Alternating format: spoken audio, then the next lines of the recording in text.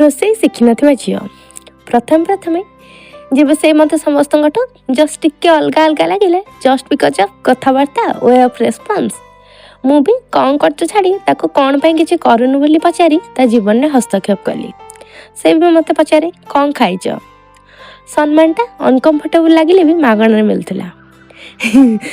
କ'ଣ ଖାଇଛରୁ ମୋ ପ୍ରିୟ ଖାଦ୍ୟ କ'ଣ ଅନ୍ୱେଷଣ ଭିତରେ ଆମ ଦୁଇ ଜଣଙ୍କ ହାବଭାବ ବଦଳିଗଲା। ତାପରେ ରେଷ୍ଟୁରାଣ୍ଟରେ ଦେଖା ହେବା ପାଇଁ ଦିନ ସ୍ଥିର ହେଲା।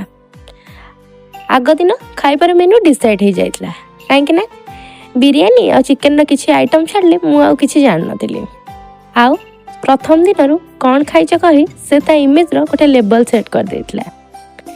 ବାକି ରେଷ୍ଟୁରାଣ୍ଟରେ ଅଧା ଖାଉ ଖାଉ ସେ ଲକ୍ଷ୍ୟ କଲା ମୋ ପ୍ଲେଟ୍ରେ ଖାଇବାର ଡିଜାଇନଟା ପୁରା ସେମ୍ ଅଛି। ଆଉ ସେତେବେଳେ ମୋତେ ବାଧ୍ୟରେ କହିବାକୁ ପଡ଼ିଲା ଯେ ମୁଁ ଗରମ କିଛି ନିଜ ହାତରେ ଆଜି ଯାଏଁ ଖାଇ ଜାଣିନି। ତାପରେ ଆଇସ୍କ୍ରିମ୍ ଖାଇଲା ବେଳେ ସେ ହଠାତ୍ କିନା ମୋତେ ପଚାରିଦେଲା ତାହେଲେ ରୋଷେଇ ବେଳେ ବହୁତ ଅସୁବିଧା ହେଉଥିବ ତ।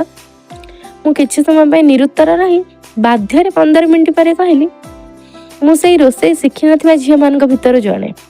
And then I can't look at him and he can't stop ଲାଫିଂ। ଆଉ ସେବେଠୁ ଆଜି ଯାଏଁ ଆମେ ବନ୍ଦୀ ପରସ୍ପର ସହ।